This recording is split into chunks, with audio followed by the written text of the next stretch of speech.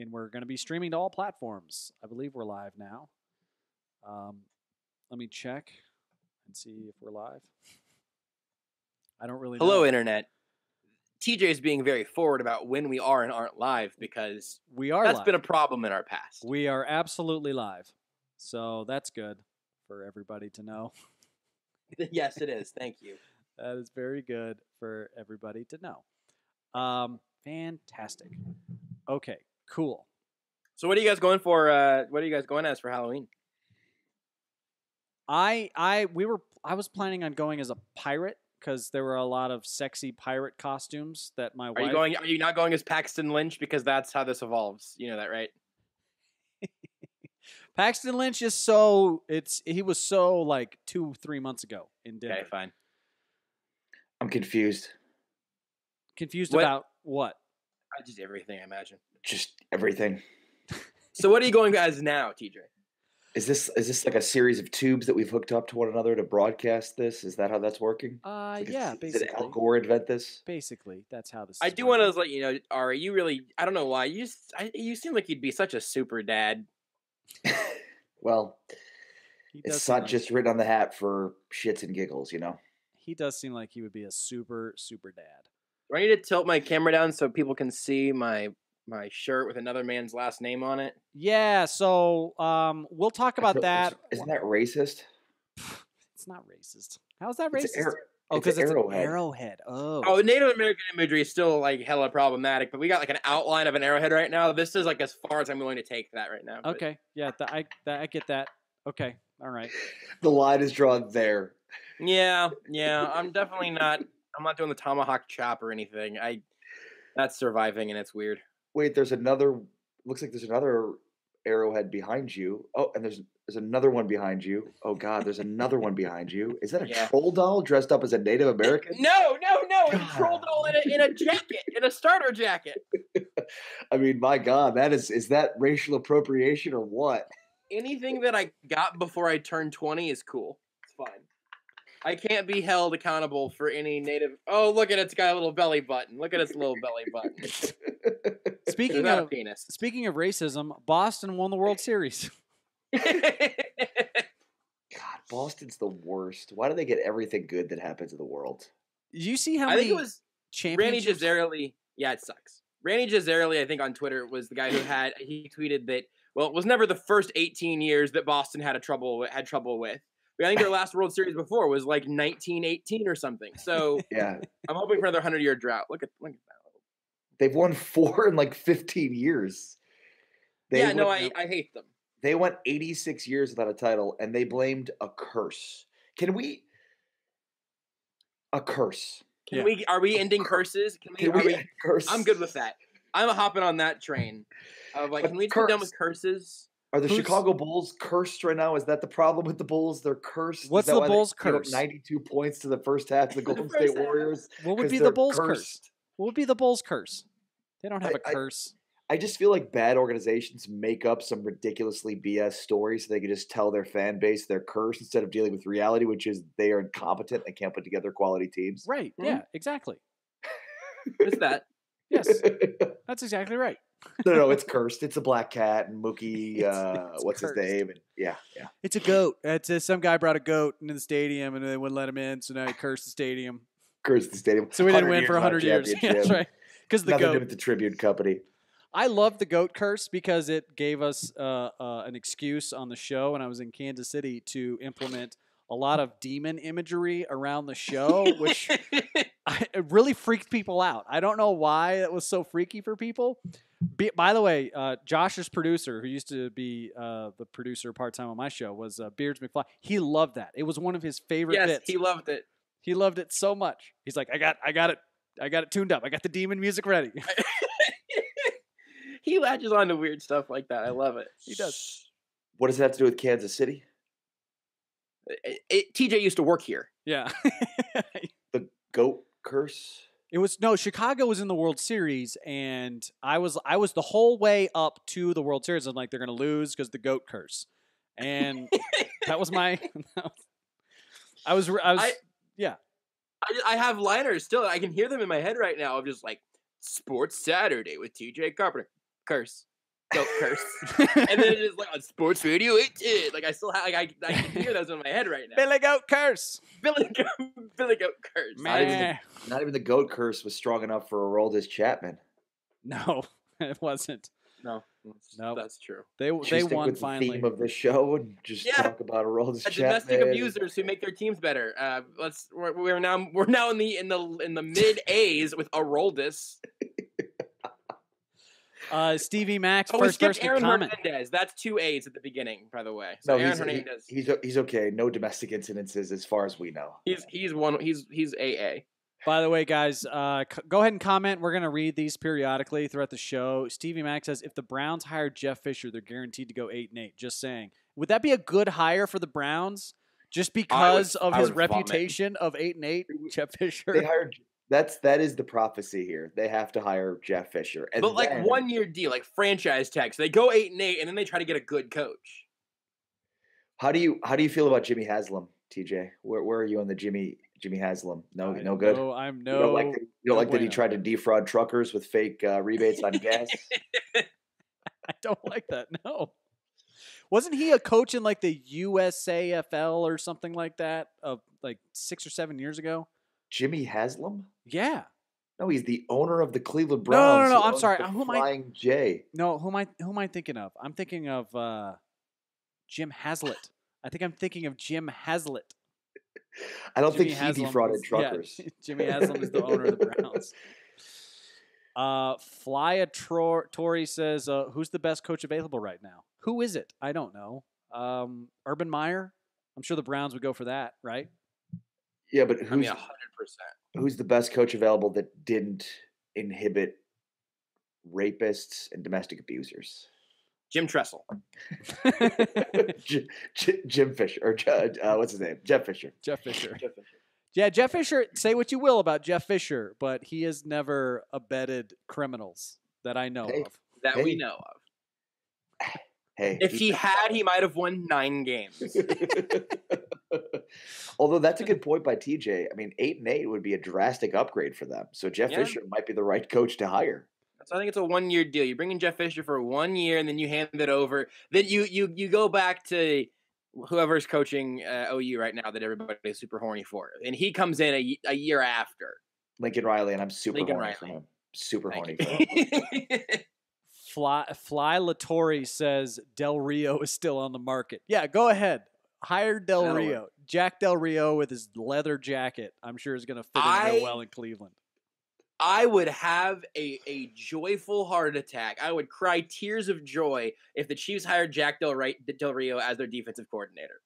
Just like, and that could potentially go for just sort of anybody. Like Bob Sutton seemed like a nice old man, but like he and Bill Snyder should probably just go get a bungalow somewhere and just hang out and enjoy retirement. Andy Caius is also commenting, by the way. Oh, is he really? I haven't seen those comments on our Restream chat aggregator. So interesting. Well, he's commenting on Facebook. He says, first great stuff, Andy. Thank you. He said, I'm 124th offended by the Chiefs. And then he's also Grumpy Bear from the Care Bears pajamas. That's what he's going to be for Halloween. Oh, what are you guys going to be for Halloween, by the way? We never finished that conversation. Oh, yeah. I wanted to have that conversation. We got derailed by me saying I was going to be a pirate. Yeah, so are you going to be a pirate or not? Well, my costume is really dependent upon apparently my dog's costume, because my wife bought Albert a costume as a pirate, and he was a little pirate dog, and she took pictures of him, and she thought it was adorable. So she's like, we should all go as pirates. And then I started looking up naughty pirate costumes on the internet. And for you, of course. For me, that's right. Very busty. It just, create the cleavage. Am I the only one that thinks that it's sexist that they don't have sexy costume for men? Oh, they do. Any Halloween costume can be a sexy costume if you believe in yourself. It's not true, Josh. I've looked up. Go ahead. I looked up the sexy Trump costume, which exists. Yeah, and it does it. It's not for men. It's built for women, and it's very sexist. It's very sexist that they don't make sexy men's costumes. Okay. I'm going as sexy Jeff Fisher this year. I feel like you're having more of a you problem. Okay, Is so he what's gonna your wear a sexy Jeff Fisher sleeveless costume shirt? Yeah, look like? sleeveless NASCAR shirt No, it's just a mustache. for your penis. It was a mustache for your penis. Sorry, it's two mustaches. I need the real one. You know what? I might be the only one that thinks it's sexist, but I think it's sexist. Okay, that's it. That's all I'm going to say. Sexist. I love I'm going to Halloween because it is sexist and it is Thank you. derogatory and it is Thank you. objectifying people, and I don't really No, care. it's not allowing us to be objectified. I am all about being objectified. Please I objectify want a sexy Donald Trump costume that I could wear so that I can be objectified. me. Just wear a suit Well, here's what you without could do, a shirt. Ari. You could just get a wig, go outside in your underwear, and every time you see a brown person, scream. Just scream. We need to cut that and take that out of context and then post it. Just have Josh telling me to yell at brown people with no context whatsoever. Yeah, right. Chris Bennett says Briscoe is going as a sexy albino. I have toned down my light, thank you. You do. You look like a reasonable color today. Thank you. That's good. Thank you. You were already getting in character as second Donald Trump by calling white a reasonable color. Good job. But I responded to a tweet from an obscure actor the other day who asked why people thought Jesus was white. And I said, because white is the closest thing to an imaginary color. And he thought it was hilarious. And now he's following me, and all of his verified actor friends are now following me. Who is this actor? He was the villain in a cult movie called Hick that had Redmayne. Redmayne, what's the guy who played Stephen Hawking? He was in that movie. Eddie Redmayne? Eddie Redmayne Okay. was in this movie together. And so now him and then a bunch of like his friends are now following me. Wow. He is That's all way about his exciting. IMDb Eddie page. Redmayne is following you? No. The guy from, No, not nearly that cool. No. Yeah, not Eddie Redmayne. Although Lady Gaga is following me, so just remember that. She's following are we going to I do have a Jose segment? Bautista, so. We have to do a segment now where TJ just talks about the new famous person that's following him. Lil B is Dave Veskio. Dave Veskio. That's his name. His Twitter handle is at Dave Veskio, and his description is: I went from ex-con to cult film icon, starred in Hick with Oscar winner Eddie Redmayne and Chloe Moretz, trademark movie villains. He has 533,000 followers. Of course, he's following 522,000 people. So I guess it probably a bit of a pin in that balloon. But then this other guy, David Banks, is also following me now, and What's his ratio? He has 30,000 followers, and he has he's following 9,000 people. So okay, so I'm on David Vessio's IMDb page. Yeah. So I figured we could take this time now that I'm going to tell you the movies he's most known for. And since I'm just going to go ahead and assume you guys have never heard of any of these movies, I'm just going to tell you the name of the movie, and then you are going to tell me what you think that movie is about. Okay. I love this game. Let's do it. This game was invented by this movie called Wolf Mother. What is Wolf Mother about? One word or two words? Great question. 2 words. It's about that band that sang that song that goes "Mother," and it's just like the origin story of that band.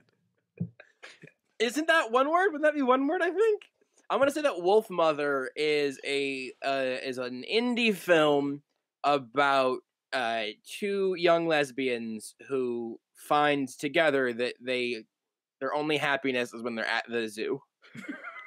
That's actually exactly what it's about. Of course. That is the IMDb synopsis of the movie. Actually, it is in an attempt to rectify their criminal past. A once successful Hollywood starlet turned prostitute and a petty misogynistic thief set out together to solve a high-profile child abduction case in San Francisco. Who are they played by? Who is the former starlet turned prostitute played by? Nahara Townsend. I got nothing. Yeah. Okay, next movie. I love this game. Yeah. Tom Let's go. Sizemore plays the misogynistic guy. Tom Sizemore. Who is that? His name is really familiar for some reason. Yeah. He's in a bunch of things. Saving Private Ryan, Heat, Black Hawk Down. He's in tons of good movies. You'd Yeah, recognize I don't if care you about him. saw I care about the guy that's following TJ and 529,000 of his closest friends. Okay, good call. Okay, so the next movie that he's in that you're going to tell me what it's about is called The Trials of Kate McCall. Oh, this is great. I love this movie. So The Trials of Kate McCall, it's a common mispronunciation, but it's actually pronounced The Trials of Kate McCall. And it's about a parrot sort of type of bird that has committed heinous sex crimes that finally is brought to the squawking face of the law. But actually, spoiler alert, McCall gets off scot-free. The final line of the film, the final line of dialogue is, "Polly wants her freedom." That sounds like the plot to True Detective Season 3. All right, TJ, this one is for you. Okay. This is Read another... it. I want to know what Kate McCall is about. Oh, you got it. You did it. You Nailed got it. That's totally as good right. as it's gonna get. Totally right.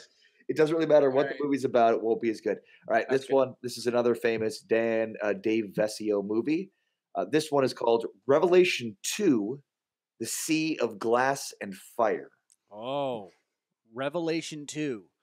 Yeah, Let's see. That's Which is way better than the first one. yeah. That's clearly John. The first one was terrible. Yeah, the Apostle John needed to Yep. needed to write a sequel to the Book Yep. of Revelation, and decided to do a lot of drugs this time around, much like the first time, and had to recreate the magic that he did in Revelation 1. Yeah, What and do the you- only reason that this one wasn't actually just in the Bible is because for some reason John wrote it as a screenplay, which wasn't even a thing then. That's right. But I was all the drugs. Caesar's totally gonna like this screenplay. How about the Sea of Glass and Fire part of it? Obviously, that's a big part of the trilogy. I'm sure you're well aware. The Sea of Glass and Fire. Yes, right. It's Revelation Road 2, The Sea of Glass and Fire. Right, yeah, starring Vin Diesel. Of course. As both glass and Fire.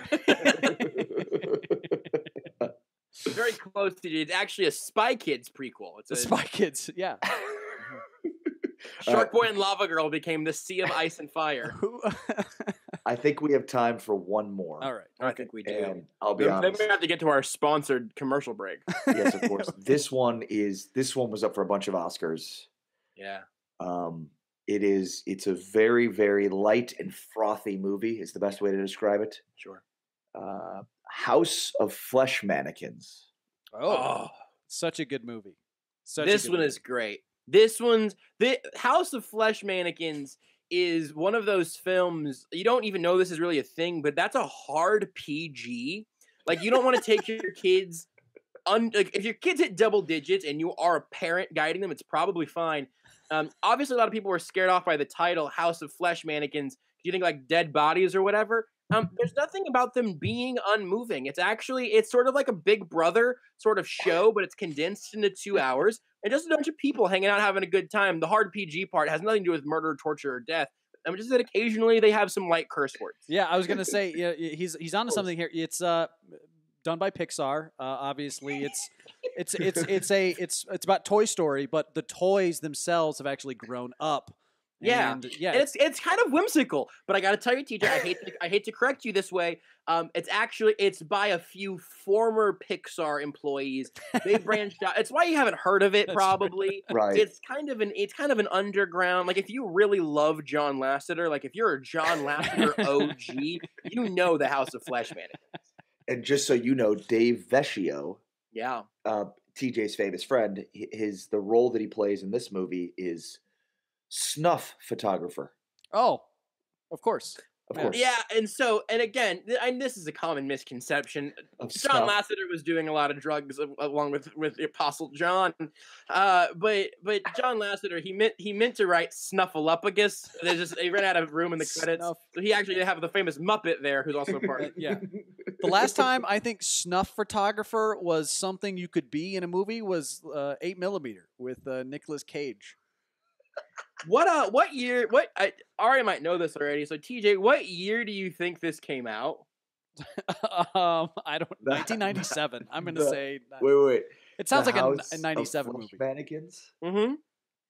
TJ, don't Not 97. It's later than that. Okay. Dave Vessian we're talking about here. He just came out. It came out in 2009. This movie's been made in the last 10 years. Wow.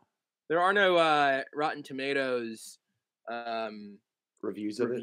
yet, but I am really interested in getting the synopsis because this one just seems horrifying.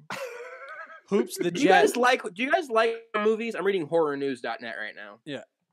Hoops the Jet, by the way, on Twitch wants to let us know that we have 0 viewers and then gives us the L. So we're although Hoops the Jet is watching, so thanks, Hoops. Thanks, That's Hoops. fine. We're in lots of different places. There are at least 3 people. House of Flesh Mannequins is a nostalgic homage and sure amused that winks at the classic films from the 70s. I just want to know what happens. House of Flesh Mannequins. So it's mannequins made out of flesh, right? Yeah. Could it be like flesh of like could it be like the skin? Nope, you I found a peel picture. off It's not anything. It's human flesh. Okay. All right. Well, that's a little gory. It's a little grotesque, I would say. I never would have thought John Lasseter in a movie called The House of Flesh Mannequins would jump the shark like that. Yeah. It was really a bad day for disappointing. him. Really disappointing. The last scary movie I ever saw was Scream 3. Ooh, Wes Craven knew what he was doing. That I don't. Have you guys I've ever never seen actually any of been the Scream legitimately movies. scared by a scary movie? The Exorcist was pretty fucking scary. I have one that I was legitimately afraid of, and I don't know why. Because I was like 19 when I saw it. Paranormal I don't Activity. watch horror movies. Oh, really? Paranormal Activity freaked me out. I never saw that one. The Ring was pretty scary. Sixth Sense scared the shit out of me. Really, Sixth Sense. I just kept seeing the what's her name, the hot chick who was like a young That girl sounds in that movie. horrifying. Oh, wait a second, Ari, you What? pervert. Huh? Misha Barton, was that her name? Wasn't she in the Sixth Sense? Oh. Misha Barton? I think she was in the Sixth Sense. Are you At any confusing rate, Haley Joel she's- Osment and Misha Barton? No, TJ. Ari's talking about the sexy kid. That's not what I said. I said she was just a kid. Now she's hot. You didn't say that. I knew that's what you meant, but that's not what you said. What did I say? Like you said, that super sexy, sweet, sweet kid. Yeah. By the way, did you guys see my tweet from earlier today? The band Kiss, their official Twitter account has a thing where if your child dresses up like in a costume reminiscent of the rock band, they will retweet it, lauding this new member of the hashtag Kiss Kids. Ooh. I Kiss Kids. don't know. How did nobody? Nobody? Gene Simmons should have known better. Someone in Kiss PR probably should have said, let's go ahead and steer away from hashtag Kiss Kids. So Kiss has gone Disney. That's where they're at now. They're on their last tour, I've heard. How old is Gene Simmons? He's got to be in the 70s, right? He's got to be old. His band covers a lot of wrinkles. I've interviewed him once, I'm sure that was fun. and he's going to be 70 this year. So he's 69? Yeah, he's 69. 69. Nice. Chaim Witz. Gene Did you know Simmons. Did you know that was his Gene name? Klein, born Chaim Witz, You got it. Chaim known Witz. as Gene Simmons. Really? Kiss is also not good at all. No. I was actually thinking about this today. I don't know if I have ever heard. Hold on. They had a song that was definitely like in a rock band game that I played. But I don't. Just wanna rock and roll. Oh, all yeah. night. I don't. And party And every every day. But that people are probably gonna be mocking Lil Uzi Vert that way in 20 years, and like it's fine. Like Who? Lil Lil Uzi Uzi Vert. Vert. Post What's- Malone, by the way, Real life. all these rappers with like tattoos on their faces and stuff. Yeah. Like those guys when they're 60, they're just gonna, if they make it that far, they're gonna look ridiculous, disastrous. So okay, I have a counterpoint on tattoos when you're old. Have you ever seen someone who's 60 and like tatted up and be like, oh, that looks stupid? Like I feel like you're like, oh man, that's the coolest 60-year-old around right now. I always look at them and I think, man, that guy he has lived hard. Yeah. You stare. 40s, I think the 40s would be tougher. Like you can't, like having like an ankle tat at 40 is tough if you haven't like gotten the full like leg sleeve, That's where I'm teetering on. Like I am definitely on board with tattoos, but I don't want to end up getting like one and then it's just like, oh, I got one ankle tat. I didn't really commit to it. So what would you do if you got a tattoo? Well, the problem is I don't know what like the thing. I do graphic design intermittently, so I've got a bunch of different designs and stuff, but they don't like work together. I also don't have tattoo money right now. That's your problem. It's one of them. Sell your porg and maybe you can get a tattoo. What was that, TJ? Sell your porg and maybe you can get a tattoo. The one that I'm definitely just like waiting for the right artist to do because it's really complicated and it's very detailed. But to get a perfect recreation of Patrick Mahomes on my left pec, sort of looking up at me, it'd be really tasteful. Tasteful, but I just don't know. Is he gonna have just a jersey on and then no pants, and he's gonna be like looking back and like, oh yes, look, the Rex Ryan, like the Rex Ryan's wife, yeah. That's Would good. you draw the cock to scale or not? Well, I don't know if I have enough room to draw it to scale, so I'd probably have to size it down. You should just get a tattoo of Patrick Mahomes' forearm. You should get a tattoo of Patrick Mahomes' dick on your dick. I don't have enough space. Make it look so much bigger. Have to get plastic surgery also. What are you talking about? By the way, were there too many penalties in that game? Just in general. I'm not saying that there was one God. Way or the other. God. It's the worst. Yeah. Can we let's just make all holding legal and like even little false starts are fine. Like Chris Conley jumped off sides twice at home. I don't care. He wasn't catching the ball anyway. It doesn't matter. Just put the flag away. It's infuriating. Nothing good can happen in football. And if something good happens in football, you have to wait 15 seconds before you're like, woo! Because you have to make sure. Like, the flag. Was there flag? I don't know. No, and then the other Irving might have held. Right, or then the other one is the freaking instant replay. Like you're right. It's a lot. Every big play is so anticlimactic because it's like they're going to review. And they'll go to a touchdown. Joe Mixon. Now they'll take a look at that one. No question. Was his knee down? Did you really have to say Joe Mixon? Couldn't you have said literally anybody else? I couldn't have gone with Tyreek Hill or Frank Clark. The other thing that I hate. Joe Mixon had a big fantasy day. I was excited. The other thing that I hate is that who was it? I think it was Shaq Barrett got called for a roughing the passer penalty, which should not have been called for. But then the new body rule. I'm glad they didn't call it when like D Ford and whoever it was. Reggie Ragland killed Case Keenum. Yeah, just crushed him. And that was another moment of it. Yes. Everybody was upset that Case Keenum was not injured on that play. Who's the backup? Where's Kevin Hogan? Yeah, it's Kevin Hogan. Kevin Hogan. Yeah. It's former Chiefs draft pick who didn't make the opening day roster, Kevin Hogan. Wow. Because Chad Kelly was released by the team.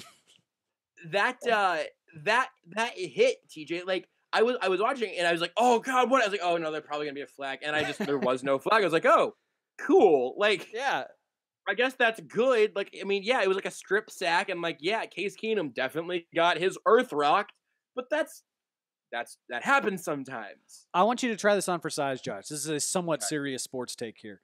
Okay. So this is Andy Reid's 6th year in Kansas City. Yeah, sorry, really quick. This is sort of a Monday Night Football simulcast. The Patriots are winning, but it's 9-6. Yeah. In the third quarter. Yeah. The hell's is Derek Anderson playing quarterback? Is Tom Brady playing quarterback? For the Patriots, I meant? Yeah, weird. Okay. Serious sports take, Andy Reid's year 6. Yeah, so year 6, no coach. Sort of serious sports No coach has ever won a Super Bowl with the team that he's been with after year 6. Like, if they win it, no one's ever won it after year 6 for the first time. Without winning it without winning it previous years. So you have to win it within your first 6 years. I also, this is what's interesting to me about this is I also think this is the best team Andy Reid's ever had. So if he doesn't win it this year, I mean, Sammy Watkins is definitely going to be gone. So Watkins has 2 more seasons after this one. On his contract. I thought he's making like $18 million this year, or something crazy like that. The next 2 years are basically guaranteed, and then year 3 is sort of a team option essentially. How are they paying for all these players? Like, because Kareem Hunt and Patrick Mahomes and Tyreek Hill are all on rookie deals still. So is Chris Jones. I thought Hill got his deal redone. Didn't he get a restructure or something like that? Nope. No, he's still on his rookie deal. Yeah, and Kelsey's pretty underpaid, all things considered. They're also paying like Justin contract? Houston a ton of money. Yeah, $100 million contract for Justin Houston, who's not playing right now. Yeah, and Eric Berry, more money, a ton of guaranteed, also not playing. Travis Kelce is on a fine deal, but he's relatively underpaid. Yeah. But that's what happens when you have a rookie contract quarterback. It's why the Cowboys paying Dak Prescott is going to murder me. It's why the Broncos paying Case Keenum was hilarious. Just try to get one of the rookie quarterbacks and stop paying Blake Bortles. That's why. That's why the Chiefs are going to have 3 years. So to that point, the stat is super interesting because it shows that you sort of get in that rut or whatever. But I also think if you don't win a Super Bowl in 6 years, a lot of coaches get fired. Right. And I don't know if I don't know how many of those coaches ever have a quarterback change like that for a positive, Well, TJ, let me throw it back at you. Do you think it's like do you think that's a correlation? Those two things? Or do you think it's just I mean, my personal thought on Andy Reid is that human behavior is predictable. I mean, the algorithm of Andy Reid has been established.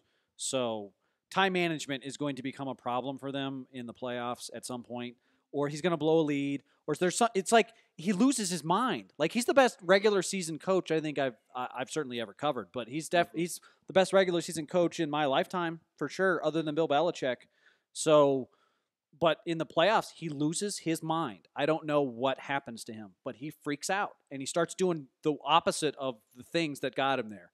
Every time. He did it against the Colts and lost a 28-point lead. He did it against the Titans and lost an 18-point lead. He did it against the Patriots, and they wasted 9 minutes on one drive when they needed 2 scores. And it's just insane how it's so predictable that it happens to him every time in the playoffs. It's unbelievable. But the thing with that is that you're looking at, with all the Chiefs ones, they're all handcuffed to Alex Smith. And I don't know for a fact that the quarterback will overrule Andy Reid on that front, but they're so different. Mahomes and Alex Smith are so different.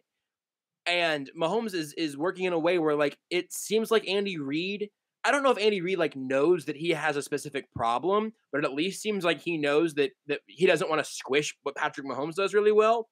And so I think that the specific pairing of those two, it would be the thing to buck that trend. Andy Reid would definitely not win a Super Bowl with Alex Smith with all of the infinite time in the world, or Case Keenum, or whatever. He'll make all those guys win 11 regular season games. Eventually, they're going to lose to a better quarterback. But Mahomes being a little bit reckless and kind of and aggressive, I think that's what Andy Reid's needed for a long time. Yeah, that's true. I do wonder once again, and I've said this a bunch, what happens when, through 11 weeks last season, Alex Smith was the best quarterback in the league through 11 weeks, and then all of a sudden he just fell off a cliff in terms of production. And already Patrick Mahomes has as many touchdowns as Alex Smith did last year. Yeah, in total. Which is in 8 weeks. He's crazy. Yeah, he's clearly better. It's a different sport. It's just incredible. Football's all about adjustments, and they're the one team in the league that hasn't had to adjust to anything yet. I mean, the Rams have had to adjust because they've had struggles. Every good offense in the league, the Bengals certainly they've had their struggles. Andy Dalton's the third. He's third in passer in touchdowns or something like that. Andy Dalton. Statistically, he's been pretty good. I would just the tiny challenge for adjusting. The defensive personnel's changed some with different injuries and everything. But that's a really good Kansas City topic and a really crummy national topic. But there was a slight adjustment that you probably saw yesterday, which is all of a sudden everyone's like, oh, wait, what the hell? Sammy Watkins had 2 touchdowns and 100 yards. Why is Sammy Watkins doing that? It's because the Broncos defense is pretty good, and so they're taking away the other parts of that offense. So now it's going to your 4th option, Sammy Watkins, which is something that makes adjustments look very minor because you just have so many damn weapons. Yeah. Well, Also, the offensive line has been brutalized. They're on their third center and right guard. It's going to be kind of cool, though, if it's the Rams and the Chiefs. It'd be like the Battle of Missouri. That's really cool. I do. The Governor's Cup. The Governor's Cup. The Governor. It'd be so sad for St. Louis. Poor St. Louis. The one thing that I think that I'm surprised has not really hurt Patrick Mahomes yet is the fact that he backtracks and just keeps backtracking. Mm-hmm. He plays that position like he's playing in a video game. Yeah, I think at one point he backtracked 20 yards. And then he threw a 10-yard, a plus 10-yard pass for a first down. Yeah, and it was mind-boggling. Oh yeah, but also that shows up in the stat sheet as a 10-yard gain. Yeah, eventually that has to bite him in the ass at some point. Oh, of course. Eventually, that's not going to work. There was a couple times against Denver where he had to throw it away. Eventually, he'll do that, and the ball will get knocked out of his hand and taken back for a touchdown or whatever. Yeah. The question is just what's that moment, or how often does it happen? It will be in the playoffs. That's going to happen. This is why I don't want to talk about it anymore. So, Chris Bennett asked an interesting question, and that is, are the 2018 Chiefs better than the 2004 Philadelphia Eagles? I was 10 years old for the 2004 Eagles, so you guys are going to have to help me out on that one. Yes, they are. You think so? I do. Yeah. The 2004 Eagles? Did they lose to the Patriots in the Super Bowl that year? Did, yeah. That was the year that Terrell Owens broke his foot and then came back after halftime and played the rest of the game. And he had 120 yards receiving. Yeah, and a touchdown. He had like 120 and like 2 touchdowns. There's nobody on the Chiefs right now that's as good as T.O. By the way, we did a T.O. video on Phantom, and it did not do well with Cowboys fans, and everybody was surprised by that. And I was like, no way. Of course, Cowboys fans hate T.O., even though he played for the Cowboys. That's not true. Cowboys fans are kind of split on T.O. I think for the most part, though, Cowboys fans like T.O. I do. You think they tell like that T.O.? to our analytics. I think they like Tony Romo and Jason Witten. I don't think they like T.O. I think they like Dak Prescott. I don't think they like T.O. Pretty split on Romo, and they're turning on Dak. What do you mean they're split on Romo? Can we talk about that? Why do Cowboys fans not universally love Tony Romo? You know why? Because Is that generational? Is that if you saw Aikman, you don't like Romo? Partially, I think. Absolutely. I mean, I think, from a Bears fan's point of view or a Chiefs fan's point of view, like Tony Romo is instantly the greatest quarterback in the history of the franchise today. Yeah, until this year. Third, right, of course, but he's the third in the history of the Cowboys, and some would argue even fourth, because they put Danny White ahead of him, even though I think that's crazy. I mean, I think he's reasonably the third best quarterback in the history of the franchise. But he had a propensity to throw picks at the end of games, and so he then fostered this he had the choker reputation and everything. Right. And what's so crazy about that is that he would have like these fourth quarters where he would have like 230 yards passing and 2 touchdowns, and then the one pick that he couldn't throw, he threw. And it happened every time. And you can't do that and then fumble the snap and on the field goal. But the thing is, he didn't do it every time, but it seemed like everybody like he was the most clutch quarterback, or one of the most clutch quarterbacks in the NFL's history. Because I mean, every time the stats were saying that, right? Except for the times that he didn't throw picks. Do you guys believe in the idea of clutch? Let's start there. Do you accept that as a legitimate label for somebody? I absolutely do. Yes. You do. Yep. I probably would. I would have to try to talk about mentally, and like I think that if you are physically the type of gifted that Aaron Rodgers, it's easier for you to be clutch. But I think there's a mental aspect of it too, for sure. You have to be either supremely focused or an idiot, and those two. I know it seems crazy, but like you either have to have like a memory where you forget about your mistakes and you're just supremely focused on what you're supposed to do in that moment, or you have to be so stupid that it doesn't matter. You don't know, and right. You just throw things in the basket. And I think you can't get to play professional sports without being like having that psychology down. I just think like people will play to their percentages given a large enough sample size. over the course of their careers. There's no Yeah. clutch hitters in baseball. They just will hit whatever their lifetime average is, given a large I enough would sample definitely size. agree with you on baseball. Yeah, well, baseball for sure because it's an aggregate sport in so many But ways. even football or basketball too. I mean, it's funny. I remember seeing a stat at the end of an NBA season, and it was like the most clutch shooters, and it was like, I'm down with it. Yeah, I think and Kobe's it was way like up there. Kobe's like as good as I mean, Jordan. it was like Durant and Curry and LeBron. It's like, oh yeah, those guys are good at the end of games. They're also good throughout the games. They're They always are going good. to shoot at the highest percentage, no matter the time or score of the game. And this, like Romo, it's true too. Like, did he throw picks at the end of games at times? Yeah, but he also had a lot of games at the end where he threw touchdown passes that won the game for him. So I think we have this definition of clutch, which is like you always come through at the end of games, and that's never the case. Literally, I was never the reading case. this book today called "The Algorithm of Choice," and it's really interesting because they made the distinction between sports and how we measure sports as records in sports are always measuring the absolute best and very often outliers, and that's all that those records measure. But if you're looking at like the algorithms of the way computers make decisions and the highest percentage of success for a given choice, between two options, they don't look at the outlier absolute best option as the only outcome. So that's the difference between sports and everything else. That's why that's why numbers don't really apply and statistics don't really apply in the same way to sports as they do everything else. It's because we don't care. We just want you to make that one shot that matters the most, and that's all that we're ever going to judge you by. And the only people who make those are Michael fucking Jordan. That's the only person who gets the credit. John Elway gets credit for that, and he gets credit for things he doesn't even do. It's what's No, but that's what anecdotal evidence does to our brains in sports. Like we think Michael Jordan literally never missed a clutch shot. We think John Elway delivered 1,000 babies in Denver's, hospital downtown or something. right. I mean, that's just the way it works. It's just like our brains, we see certain things and then that's what we remember. And it's like, it doesn't even matter if it's independent of rational thinking or statistical evidence to back it up. Right. No, absolutely. Okay, so we have to mention this. Josh did not know who the World Series MVP was. Yeah. Steve Pearce, until it was actually announced that he had won the World Series MVP. Correct. Is that because he is a snake person? Or is that because is that baseball's fault? Or is that just because was it a David Freese situation?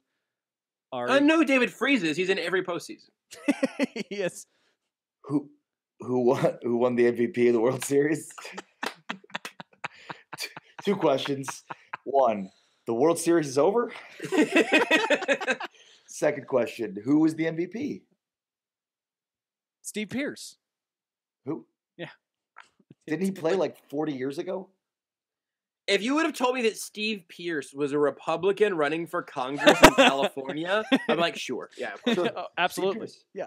He's going to lose, of course, but okay, fine. Yeah, it's 42nd district. Yeah. Who won MVP?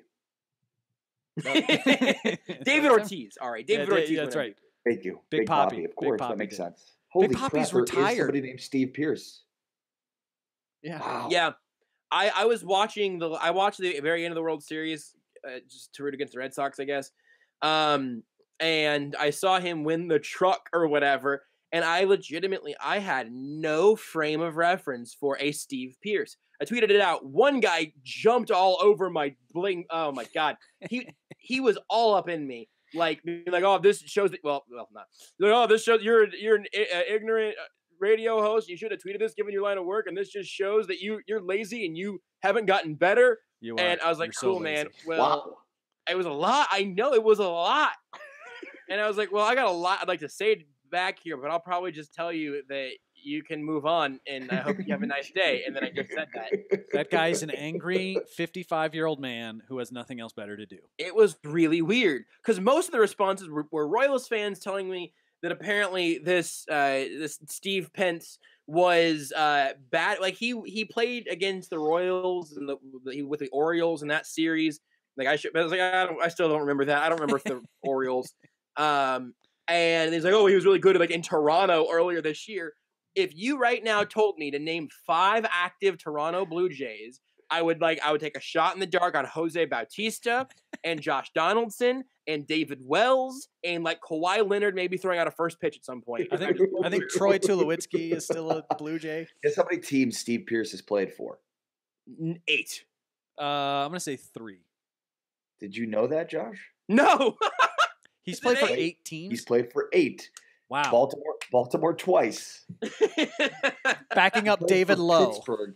He played for Pittsburgh for 4 seasons, and then has been on a different team every year, basically since then.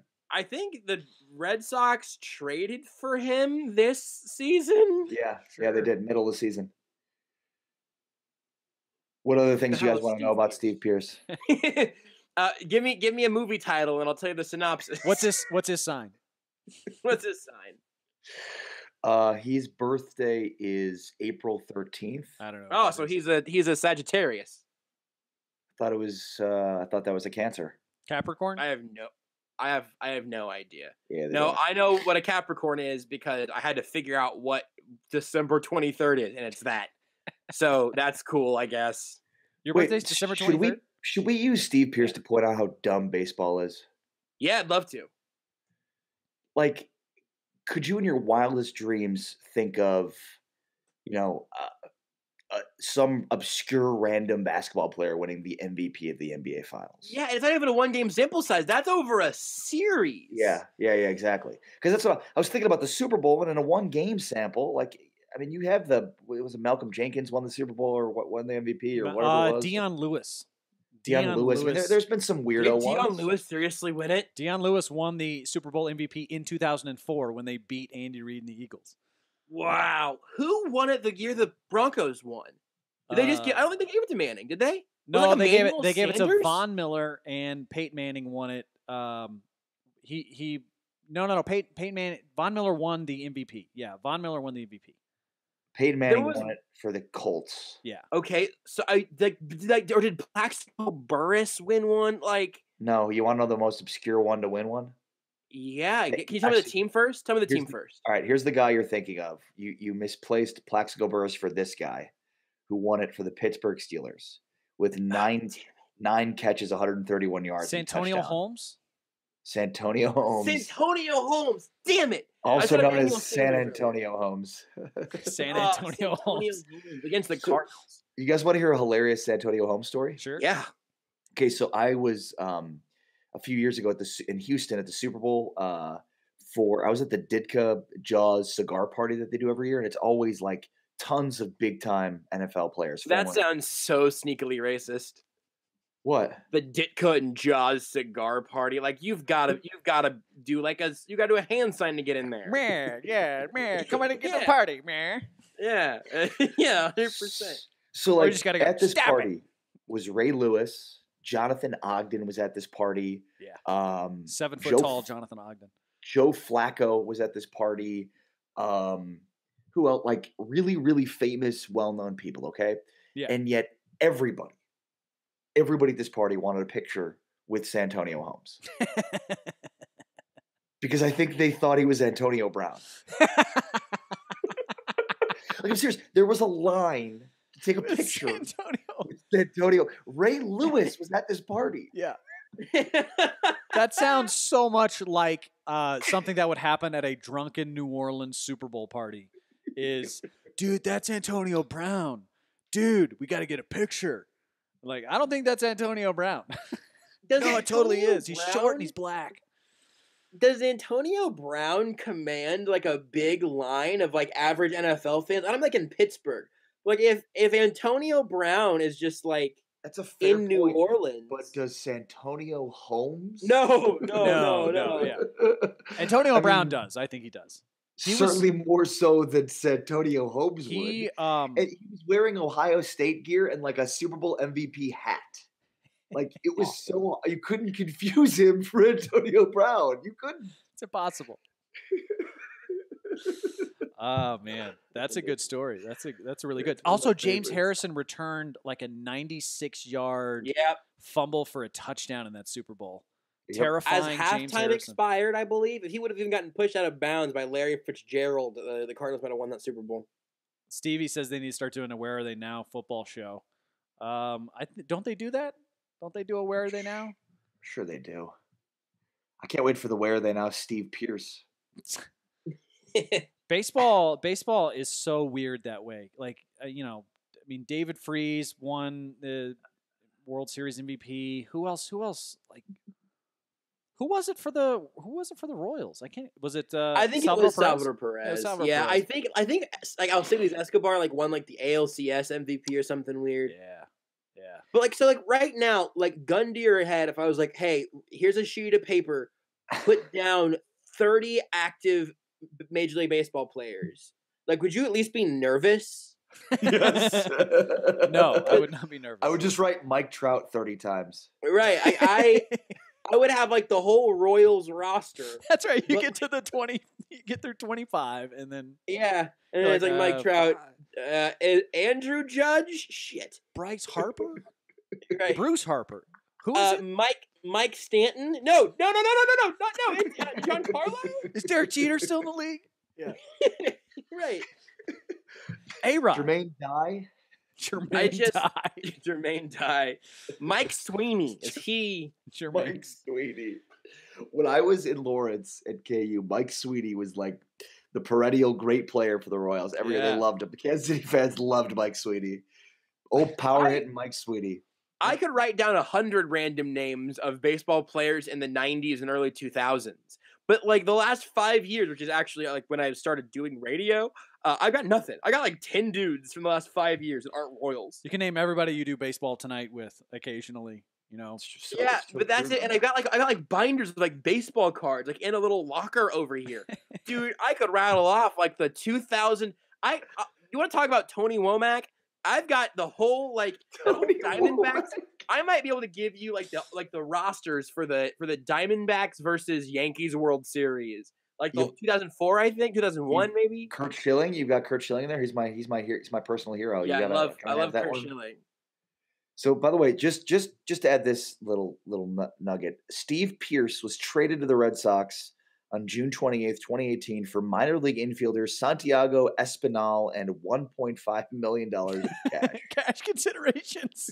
If you ever have cash considerations in your trade, you are not a good player. What was the last name you said there? The name Espinal. of the player?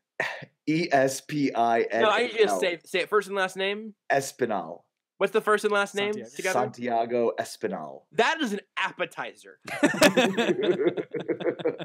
You get we'll have Chili's. chicken fajitas for 2, and then can I get a Santiago Espinal and an extra set of chips? Also, we'll try the spicy salsa. And a frittata. The Red Sox have to have one of the highest payrolls in baseball, right? Like easily. Yeah. 220 Some guy that they just picked up for $1.5 million in cash was the MVP of the World I was going to Series. say Andre Iguodala was the Finals MVP one year, and he came off the bench. I think that's the closest the NBA gets to that. It is. And how did that happen? Did he just like take over the last game of the series or something? Oh, he was No, 'cause dominant. he guarded He LeBron guarded the LeBron whole time. James, Everybody thinks that's a big deal because LeBron, He always limited loses in the LeBron finals. James to an average of 24 points per game in the finals. MVP. Like, you're not kidding about that. I remember Kawhi Leonard won the Finals MVP year the Spurs won it in 14 for that like exact reason. And I mean, like LeBron's numbers They were stupid in that ridiculous series, and he still held him in check. Like, I've got to pull it up. Like his numbers were absurd in the 2014 Finals, and LeBron and Kawhi like bullied him. Yeah. You know? Yeah, the bar for what is good defense versus LeBron James is stupid. The Lakers are terrible, and the Nuggets here are a pretty good team. Charles Barkley thinks they're going to be the 2 seed, which they're not going to be the 2 seed. They're going to either be the 4 or the 5, and the Lakers are going to be either the 4 or the 5, and then the Lakers are going to beat them in the first round of the playoffs. Yep. Because they can't guard LeBron James, and they just get they get nervous around him. That the whole league is terrified of that guy. It's just like there's nothing you can do because he's 6'8" and 280 I wonder why. pounds. Why are they scared of him though? Because they're afraid he's gonna like talk smack behind their back on Twitter or something. Guys, the Patriots have scored 12 points in 3 quarters. Wow. But I mean, the Bills, you don't just walk all over the Buffalo Bills. No, they'll circle the wagons on your ass. They will circle the wagons. All right, in the 5 games, the 2014 NBA Finals. Where are we at? How much longer do you think this show's gonna go? Okay, I don't know. in the 5 games of the 2014 Finals, Kawhi Leonard held LeBron in check to an average of 28 points, four assists, 8 rebounds. Wait, get this, on 57% shooting from the floor and 52% shooting from 3. Jesus. He was 52% from 3 on 5 attempts per game in that series. God, Jesus. And Kawhi Leonard won Series MVP for that. for guarding, holding him to that. For holding him in check, for making sure he didn't go off with his 28 points a game and his 52% shooting on 5 threes a game in the finals. He is, and I know everybody's going to say Jordan, but he is the best player I've ever seen in my life. And I mean, he is ridiculous. I'm known to argue against people that think he's the greatest of all time, but truthfully, I mean, if you want to argue that, I'm fine with it. Like I think for nostalgic reasons, Michael Jordan's the greatest of all time. yeah, you're a It's Chicago pure guy. nostalgia. Like, yeah, absolutely. If anybody who says Jordan, I'm like, yeah, fine, whatever. But like, LeBron's the best player I've ever seen. He's ridiculous. He's ridiculous. I mean, he had a bad series at 28.5 points a game. That's crazy. It's ridiculous. Absolutely crazy. I did want to say though, I have a fix for baseball. I could fix baseball, and I know that Ari at least Zach disagrees. I don't know if Ari disagrees, but Zach Didn't you Rosenberg do this? disagrees. Didn't you do this last week too? Didn't No. you try to fix baseball with the same party. thing? It needs to be said until people start to understand how brilliant it is. You don't have to change the fundamentals of the game. All you have to do is let the manager reset the lineup at the beginning of every inning, and it fixes baseball. It fixes it. That's all you have to do. It doesn't, man. Because it's slow. Like, it would help the star problem because you can have Mike Trout batting third every inning, and so he's gonna have at least 9 at bats. But it's just like, and not just like the 18 inning like disaster, but like just a normal 9 inning baseball game is so slow. It's a problem I have with soccer also. Not to just be so I'm not super millennial. Like 90 minutes of soccer is a little bit of a grind whenever there's going to be 1 or 2 goals, 1 or 2 runs in baseball. And also with baseball, I understand what I'm seeing less than in any other sport. Any other sport, I see the ball movement. In basketball, I see it in soccer. Yeah. I see everything happening in football. But in baseball, like, oh, that's a slider from Kershaw. Like, what do you mean that's a slider? How do you even know that? Like, what are you talking about? Seriously? Yeah, I have no eye for that. Oh yeah, you gotta watch the pitches. That's the most important thing about baseball. If you don't watch the pitches, I've tried. I have no eye for it right now.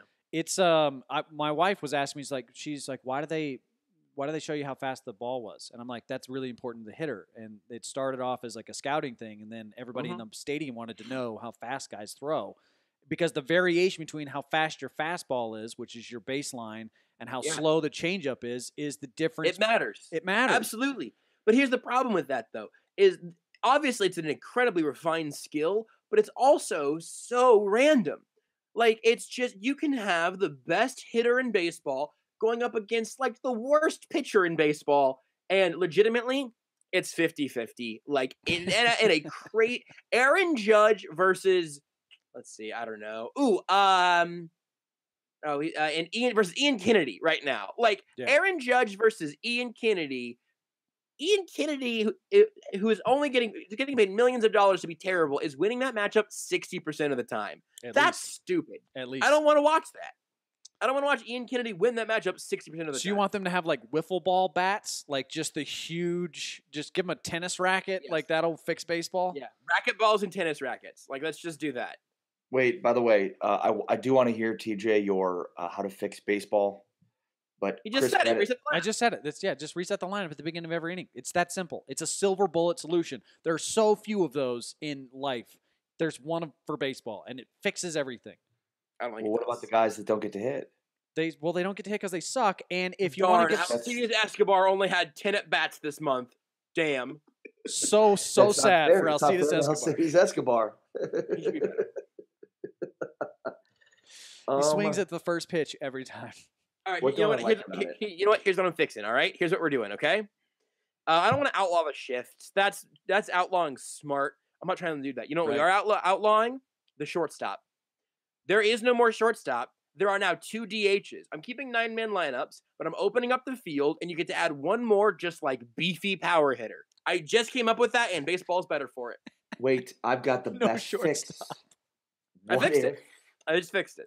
What if you just lined up a bunch of guys on one side, then lined up a bunch of guys on the other side, and just snap the ball, and then you throw it, and you can even play it on a baseball field? Yeah, that's true. Yeah. I did think that if you had like one guy in the outfield who could like roam around and tackle people to prevent them from catching the ball when it's That would be amazing. Or like crocodiles or something. yeah. That would be good. I like the idea of having just like a former college like 2-sport athlete, because he also has to bat, but you just have somebody who's constantly just playing behind the second baseman, just with like forearm pads. They can just go truck somebody. Yeah, just shove them. My favorite is the thing about the ratings that like, oh, baseball's ratings are great. It's like, yeah, because only old people watch it, and they're the only people that are still watching it on TV. Right. Because all other sports ratings are down because they're watching it on a computer or a phone. Yeah. See, like, I don't know how Dallas is. I know Kansas City is not quite as like technologically advanced as Denver is. Denver's got a lot of young people. The soccer community is crushing it, but that's about it. Yeah, right. Sporting's they're 2 decades ahead of most sports franchises in America. Yep. They crush it. But there's just so many people who don't have cable, who just don't give a shit about local news. They don't care about local coverage of things unless it's on the internet. All they care about is internet stuff. And it's even worse out on the West Coast. Like San Francisco, Los Angeles, they don't give a rip about TV. I mean, they don't care at all. When's the last time you guys watched the local news? It was the last time I was on Sunday Sound Off. I don't even have TV. Okay, and so like the three of us are in media, and the last time I watched the local news, I was sitting. This will be great for actually, Ari, you might also have a reference point for this. I was sitting in Jazz, a Louisiana kitchen, and up in the corner there was a TV on that had local news, and I was telling Rudy, who I was eating with, as we were covering a sporting game. Actually, doesn't add to the story, but it does connect our points. I went, look at that. They're talking about like I saw this on TV after the Chiefs game while I was doing post. It was just on TV still. It was like orchid show in Independence. It was like they're just like a bunch of orchids, and people looked happy talking about orchids and stuff. It's like, man, I could never do local TV. Yeah. I know there are like nearby people I know and talk to relatively frequently, smart, talented people who work in local television, who I just can't even imagine how they don't lose their minds. If you were on local news, there would be so many old people who are like, yeah, get this young whippersnapper off of here. Yes, I would be loath. My mother worked in local news. She was like a local news like TV anchor, and she's like, yeah, don't work in local news. It's the worst. It's so bad. It is so like, bad. You know what she decided was a better job than being an anchor in local news? Being my mom. Can you imagine how bad that job must have been? I was in a coffee shop the other day, and I opened up the Denver Post, and the sports section is nothing. On your computer? No. It was like just laying out there on a coffee table. And someone printed out? What are you talking about? I know. Yeah, is it like a printed out blog? What I know. Is that? Like I got the ink on my fingers. Gross. I know, it's crazy. I opened it up, and the advertisements in there were nothing but erectile dysfunction medication and hearing aids. That was all the advertising. Yep. In the newspaper. And that's legitimately, the radio is that, cable TV is that, baseball is that. You ever watch a golf game, a golf match? A golf match. A golf match? No, I did like, not. Hey, does your penis work? Didn't think so. Yeah, I always find out the day after that Tiger golf. Woods is making a run, and I'm like, oh, that happened. Okay, all right. Yep. Learned about it on Like, Twitter. I watched the Masters, and I think I do need Viagra. It's like, I guess I do. I must. I must. They keep telling me. I mean, Yeah. Vern they Lundquist keep is there, telling me I and don't he have said pulse. it works for him. So They're always like with low. Did you say Vern Lundquist? yeah, with low I don't wanna testosterone. have Vern Lundquist having sex. Why not? Come on.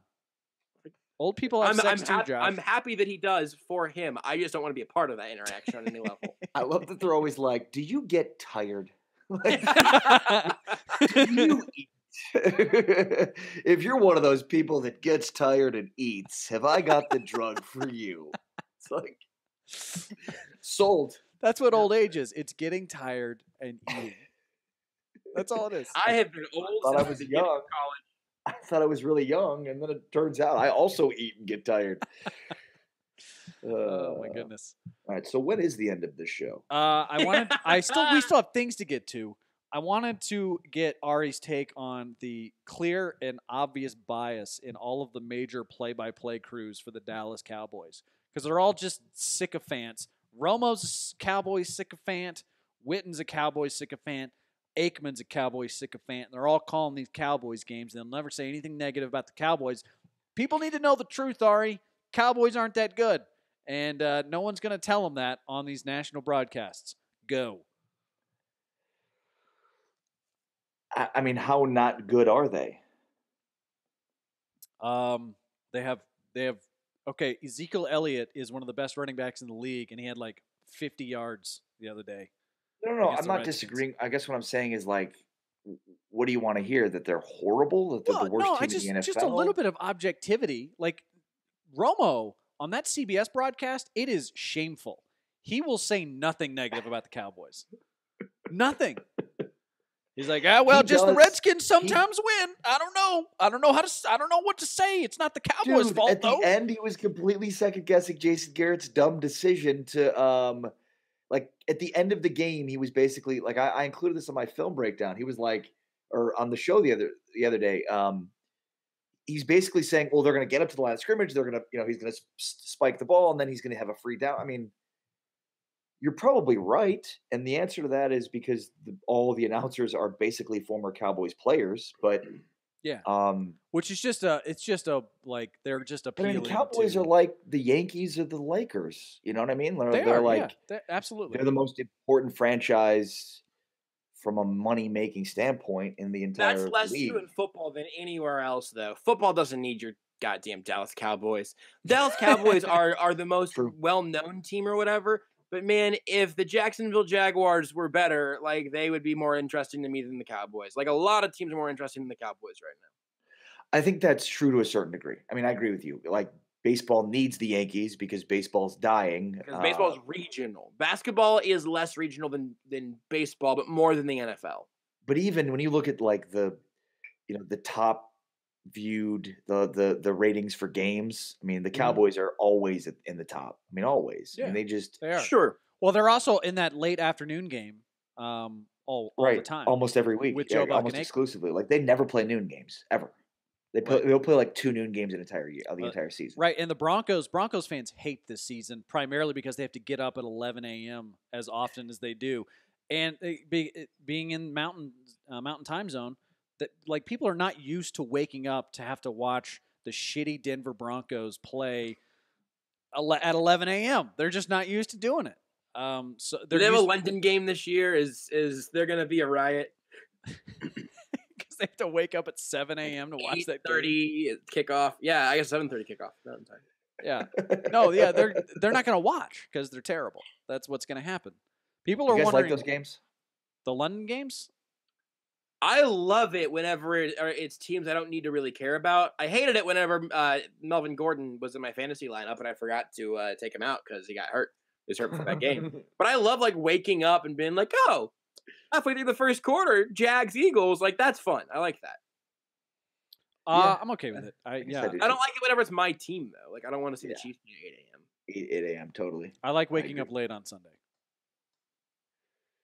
I like waking up as that was all I had. Yeah. I haven't decided if I like it yet.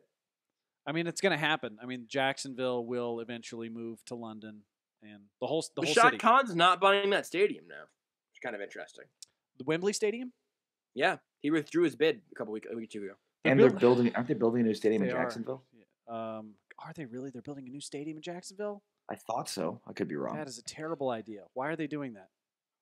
Why can Florida not combine 2 teams in the same stadium like LA and New York did? I know Miami and Jacksonville and Tampa Bay are all, like, far apart ish. No, they're basically the same city. Yeah, it's all Florida. Just but can't you how far apart are those? Like, very. Yeah, they're really far apart. They're It's like like 6 triangle. hours. Yeah. Like, How far is San Diego from Los Angeles? And like, come on. It's like hours? 2 hours. Yeah.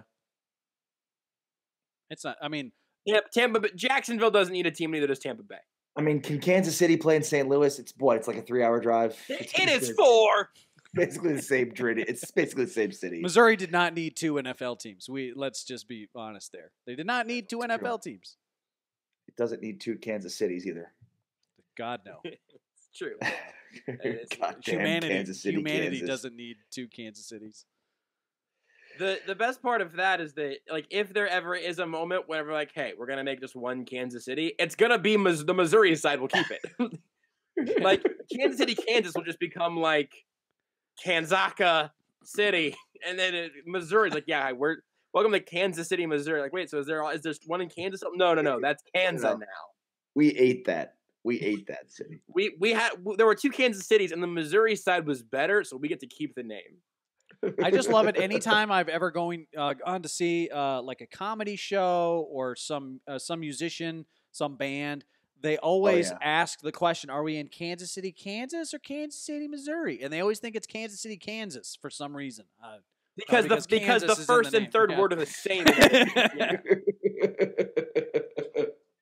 No one would ever go to Missouri City, Missouri, and be like, are we in Kansas or Missouri? Like, obviously. By the way, do you know there's a Missouri City, Texas? Is there really? I think somebody's from there. Who is from Missouri City? Yeah, Somebody, it's a lot of football players. Yeah, there's a lot of quarterbacks who are from Missouri City, Texas. I feel like that's where Tyreek Hill is from. Oh, the Tom Herman thing. Did you guys see Tom Herman freak the fuck out in the Texas-Oklahoma State game? I think that people in Texas, the Longhorns fans, like him more now. If he had been totally just calm and won the game, if they had won the game and he'd been calm, he is more liked today because he freaked out the way fans freak out when they see their team get screwed over on a bad call. New England is up 18-6 now, so that game's over. That's very true, by the way. Also, I Buffalo can't scored stand 18 Mike points. Gundy. I cannot stand Mike Gundy. Twitter's for poor people. Like, did you guys hear the conference call where people lit him up? Yeah, that was great. God, it was amazing. No, I didn't. I just saw the press conference with Twitter's for poor people. Oh, but this happened like a few weeks ago. There was a like one of those call-in lines where you call in for the press conference, and some people got a hold of it, and so there was like 3 questions in a row that were like just ripping him, like, and it was so brilliant what they said. I don't want to repeat it because it was so brilliant, but it was basically like, it was something along the lines of like, keep telling us what's good and bad about this country or something like that. Yeah. Well, because he was so basically he did top. not want to answer questions about a transfer, and so he said, "I'm going to revoke your credentials if you ask me another question about this transfer." And I always tell people in the media this. He never said that. What's that? But then he said that he never said that. Right, yeah, which is bullshit. So like, the thing with him, and I try to tell beat reporters this all the time. You have so much more power than you realize because they all just like kowtow to these teams because they're afraid that fans are going to turn on them if they say anything negative about the local team, which in some markets is true. If you say anything negative about Nick Saban, they will burn your house down. If you say like that's true, like that's how crazy they are down there. If you say anything negative about Patrick Mahomes, they will just freak How out. dare you? They'll just freak out in Kansas City. But I don't know why journalists get browbeaten by these coaches the way that they do. I've never been that way. I've never ever said because it's Stillwater, Oklahoma. But I did in Fayetteville, Arkansas. I was not gonna bow down to John fucking Pelfrey. Jesus Christ. Part of that is because Arkansas sports are easier to criticize because there's more to criticize. Criticizing Nick Saban or Patrick Mahomes at this point is pretty hard because they're both perfect. You and I worked a lot on a project about Andy Reid's time management, and the Chiefs freaked out about it, and I was pissed. I was mad, and I was not backing down. I lit Todd Lebo up for even suggesting that they were going to take it down, and he was like, we got to do it. We got blah, blah, blah, and all this stuff, and 8-10, like, tucked their tail between their legs and bowed down to the Chiefs. Here we go, Josh. But I'm glad we made it a full hour and 15 minutes in before you started lighting up my current employer. I didn't. I didn't. I sat there in Ted Cruz's office. I said, if Andy Reid would like to come and tell me that he is upset about something that I said, you got to the senator of Texas. the whatever thing for the Chiefs, media relations director. I told him, I was like, if Andy Reid would like to come in here, I will tell Andy Reid I personally did not mean anything personally offensive to him. It's just about his coaching. Oh, they You guys keep talking. Hold on. You guys just keep going. We made some jokes about how he loves cheeseburgers a lot because he's talked about how much he loves cheeseburgers. He did 10 minutes on 610 in Kansas City on how much he loves cheeseburgers. How is that not fair game? How is that not fair game? We can't talk about how Andy Reid loves cheeseburgers? How can he talked about his favorite candies? Does he really? Why does he spoof himself? Andy, today on 810, he talked about how he loves peanut M&Ms and Mr. Good bars, and how he said he hasn't turned down very many, which is obvious. His words. It was That's hilarious. Yeah. Everybody in Dallas killed Jason Garrett today for being at the World Series game last night. And Andy Reid's on 810 talking about candy. Winning helps. That is what having a future Hall of Fame quarterback gets you. You get to talk about how much you love candy. That's how softball the interviews are in Kansas City right now. In fairness, that was his last question. They talked for like 10 minutes, and then Cern was like, "What's your favorite candy?" And it was the best question. Should have been the first question. It was awesome. Should have been the first question. Andy Reid literally said, like, he said that he sees the peanut M&Ms talking in the commercial, but they also talk to him, and he said, Mr. Goodbar knows his name. It doesn't make any sense, but it made me so happy. See, that's why I've always loved Andy Reid, because I felt like he could laugh at himself, but we did that thing on his time management, and I still contend to this day that he was more upset about the criticisms of his time management because he doesn't think he has any problems with time management, which is the biggest. I thought about that again today in light of all the candy stuff. And it actually sort of made me think that, I don't know, maybe you know something I don't, but that it was more about the Chiefs trying to protect the shield than it was Andy Reid having thin skin. Andy Reid doesn't seem like a thin-skinned person. Not a joke. Not a fat joke. No, I've always thought Andy Reid was a fat person. That he was very fat. That's right. I've always thought that. If you Google Andy Reid, and then you go down below the regular Wikipedia BS and stuff. There's Let's Eat, the true story of Andy Reid's 7-cheese mac, and then the next one is Andy Reid can't stop talking about Snickers and cheeseburgers. Then there's Andy Reid memories, football, food, and family. Then there's breaking Andy Reid's favorite Kansas City barbecue revealed. Like literally every article about Andy Reid is about food. Right. Why won't people write up different things about Andy Reid? The real story of Andy Reid eating 3 steaks at dinner with Jeff Lurie. That's what's pissed me off so much. I was irate. I was like, what are you talking about? First of all, I didn't call him fat. We never used the word fat in the entire thing. They were all specific references to food that he has talked about himself. I think it was probably more about the time management thing, and I think it was probably more about the team PR than Andy Reid would be my guess in retrospect. I don't know. Right. I loved covering Andy Reid. I really did. Yeah, I like Andy Reid. His time management is shit, for about but 58 minutes per game. That's right. No, so far it's so good. The Chiefs, they did the right thing against the Patriots. They just also had Tom Brady going the other direction. Right. They kicked a bunch of field goals in the first half. That was their problem in that game. And Mahomes made some mistakes. Yeah, he threw a couple picks. That was bad. And then came back. I see the thing with Tom Brady. This is why it doesn't bother me that they've only scored 18 points against the Bills. Is that I know Tom Brady is going to be way better than that in the playoffs. So he shows up for those games, man. Clutch gene. He's got the clutch gene. If there's anybody that has it, it must be him. My son definitely doesn't have it. Tom Brady has the clutch gene, but it was given to him by his doctor, who's not a doctor. Thank you, dark sorceress of magic, Alex Guerrero. It was injected into him. The clutch gene. Well, this has been fun, guys. Yeah, it's been a good show. Thanks for hopping on. I feel like Josh is done.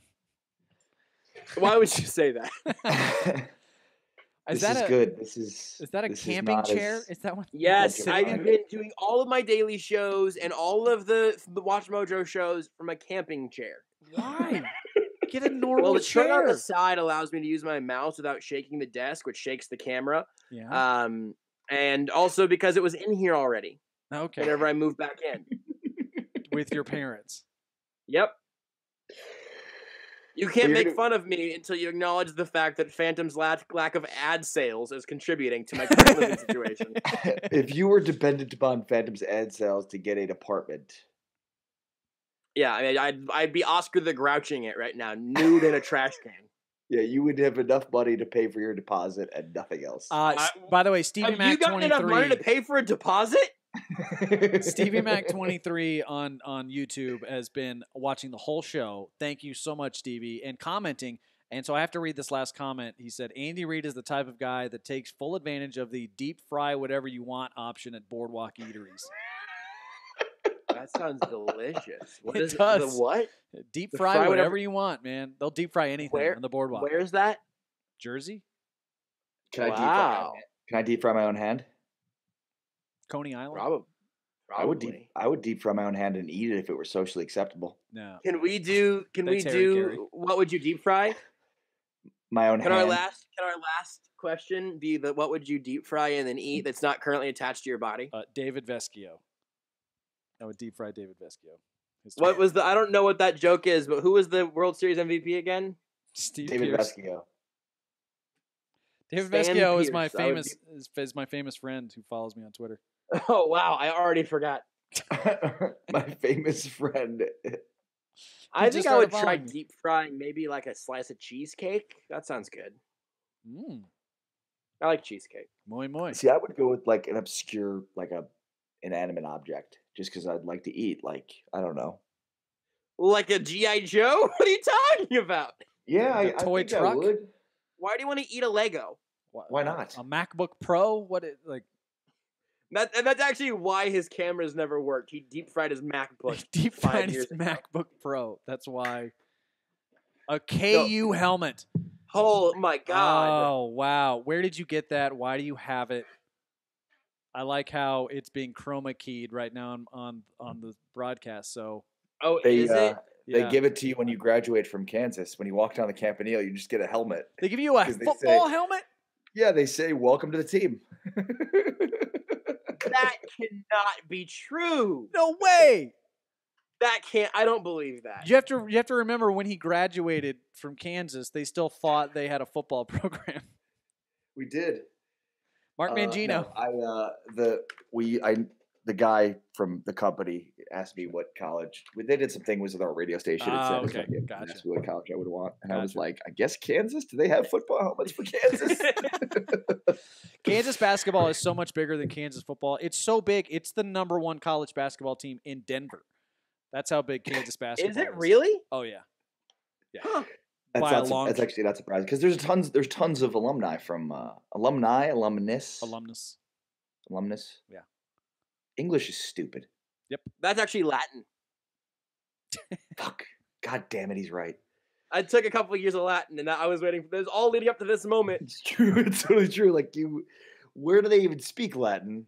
They Rome. don't. It's a dead That's language. it. Yeah, it's a dead In language. Rome, that's it. But we still use it in the legal community for some reason. Yeah, and it did increase my vocabulary.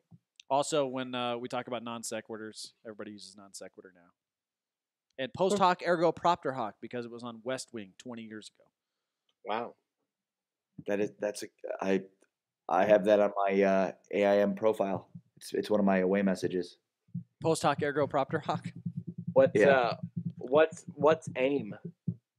Oh, that's a good. That is right because AIM doesn't exist anymore. True. That is how teenagers used to sext. It's how we used to tweet each other. It was through AOL Instant Messenger. We'd have away messages. I used to do famous quotes from my favorite musicians. If I wasn't on the ground right now, I'd ask you guys how you feel about Twitter removing the like feature, but I'm pretty much over this show. Yeah. Okay. For parting thoughts here. I want the both of you to think about this for the remainder of the week. AOL still does $450 million. You said this on last week's show. Get new material. Did I say this last week? I don't remember that. I did not say You this did. last week. You did. Swear, I promise. How? Why did I say that last week? And What then were we you talking said about? it again later at a meeting we had that week. I'm going to say it again. Basically, what you're saying is in Indonesia they use dial-up internet, That's right. so That's right. therefore They still use an Yeah, I antiquated guessed technology it. in I a was lot like, of oh, is it places. third world countries? And like, yeah, it is actually. what sucks is like Indonesia is gonna be the first people to really feel the the horribleness of global warming, but they won't be able to tell us because they'll be on dial-up internet. I don't really remember or pay attention to anything that's said on this show. I literally already forgot the name of the guy who won the World Series MVP and your famous actor friend who was in the Flesh Mannequin. Hey, when do we have thousands of people watching us? When does that happen? Eventually. They don't just show up. Whenever that happens, I'll stop doing the show from the floor. Until then, this is my life. If you build it, they will come. All right, we're signing off here. Hey, hold on. No, wait, TJ, wait, not yet. Ari, now you say a quote from a movie that you don't really believe.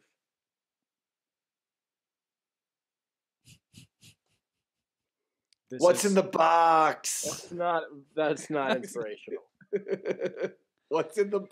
Come on, Josh. How about yours? What's yours, Josh? Mine is a quote from Tony Stark in the third Iron Man movie, which is, God, I can't believe people are still watching these. And I don't believe it because I think he knows that people are still watching them, and that's a line in the movie. We're only 3 episodes in. Actually, my line is the greatest trick the devil ever pulled was convincing the world he didn't exist. What? But do you believe that that's true? Because if so, then that doesn't really work for our game. It's like TJ said, if you build it, they will come, which is completely out of context. Like he's quoting like Ghost. Field of Dreams. Of... Jesus Christ. Field of Dreams. No, Ghost. No. No. Not Ghost with Patrick Swayze. It is Field of Dreams with Kevin Costner. No. Who's the... Learn your James 90s movies. He's quoting the ghost of James Earl Jones or something. James Earl Jones is not a ghost in Field of Dreams. Isn't he dead in Field of Dreams? No, he is alive. He eventually died. You're thinking of end. You're thinking of Moonlight Graham, who is No, I know who Moonlight Graham is. He gave up his dream. He gave up his dream of playing baseball again to save the little girl who fell off the bleachers choking on a hot dog. I've seen the movie, TJ. I've seen the film. I don't know. You thought James Earl Jones was a ghost in the movie.